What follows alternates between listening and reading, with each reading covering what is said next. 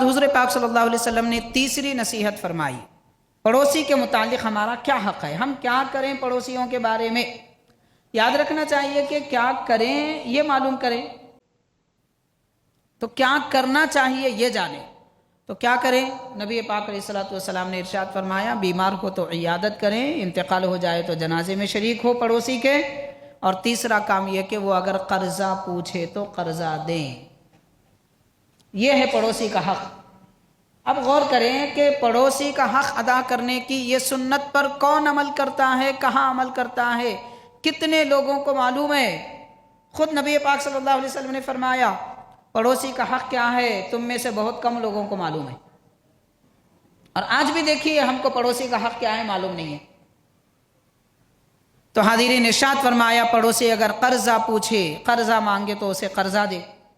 پہلی بات تو یہ ہے کہ پڑوسی کو قرضہ مانگنے کی ضرورت بھی نہ پڑے، اس سے پہلے اس کی ضرورت جان کر پوری کرنی چاہیے۔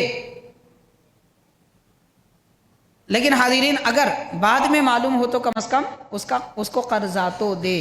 اب اس دور میں قرضہ کون کس کو دے رہا ہے؟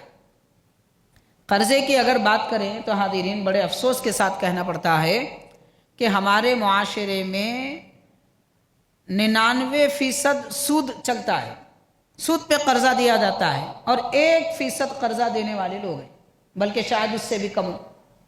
صرف 1% قرضہ دے سکتے ہیں، باقی 99% لوگ سود لینا چاہتے ہیں، سود دینا چاہتے ہیں۔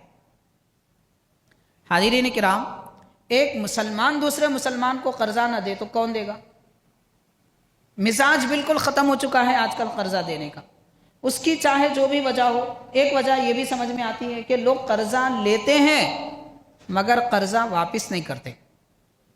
ہو رہا ہے یہ، قرضہ لیتے وقت میں تو ایسے عاجزی، منت اور سماجت کے ساتھ پوچھتے ہیں کہ بھائی مجبور ہوں، پریشان ہوں، ایسا ہوں، فلاں ہوں، اور قرضہ دینے کے بعد جب دینے واپس کرنے کی باری آتی ہے تو اب تو ان کے انداز ہی بدل جاتے ہیں، بول چال ہی بدل جاتی ہے۔ وہ بڑے ہمت کے ساتھ کہنے لگتے ہیں کہ کہاں جا رہا ہوں، تمہارے پاس تو رہتا ہوں، نہیں دیتا بولا کیا، دیں گے آج نہیں تو کل دیں گے۔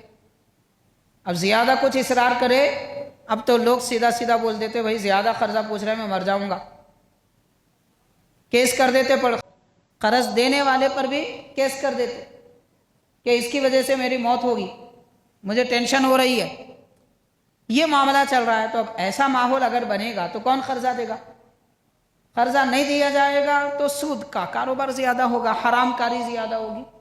آج غور کیجئے، ہم مسلمانوں کی شادیاں سود پہ ہو رہی ہیں، عقیقے سود پہ ہو رہے ہیں، گھر کی دعوتیں سود پہ ہو رہی ہیں، حتیٰ کہ لوگ کپڑے بھی خرید رہے ہیں تو سود پہ۔ نعوذ باللہ، لا حول ولا قوت الا باللہ۔ کاروبار کرنے والے لوگ، دکاندار، اپنے کاروبار کا سرمایہ، اپنی دکان کا سرمایہ بھی لگا رہے ہیں تو سود پہ۔ کون سا ایسا کاروبار ہے کہ جس کا مٹیریل سود پہ دینے والی کمپنی نہ ہو؟ لوگ دکان پہ آ کے پوچھ رہے ہیں کون سا مال چاہیے، ہم آپ کو دیں گے، آج کیش دیں گے تو اتنے پیسے، ایک ہفتے کے بعد دیں گے تو اتنے پیسے۔ سود پہ کاروبار چل رہے ہیں۔ قرضے کا رواج ختم کر دیا گیا، اس لیے حرام کاری عام ہے، اور حرام کاری جتنی زیادہ ہوگی دل اتنا مردہ ہوگا۔ جتنا حرام کھائیں گے اتنا دین سے دور ہو جائیں گے، جتنا حرام کھائیں گے اتنا اسلام سے دور ہو جائیں گے۔ تو بہرحال ہم کو ضرورت ہے کہ ہم نبی پاک صلی اللہ علیہ وسلم کے فرمان کے مطابق کم از کم کسی اور کو نہ صحیح، پڑوسیوں کو اگر ضرورت ہو تو قرضہ دیں۔ ہاں، قرضہ لینے کا طریقہ بھی اختیار کرے، اس کو تو دینا چاہیے، جو لے چکا ہے وہ واپس کرے، نہیں تو کم از کم کچھ اور اس کی تدبیریں کرے، مگر سود سے ضرور بچے۔ بہرحال حاضرین کرام، حضور پاک علیہ الصلوۃ والسلام نے پڑوسیوں کا حق کیا ہے یہ بیان کرتے ہوئے تیسری نصیحت اور تیسرا حق پڑوسی کا یہ بیان فرمایا، اگر وہ قرضہ پوچھے تو قرضہ دے۔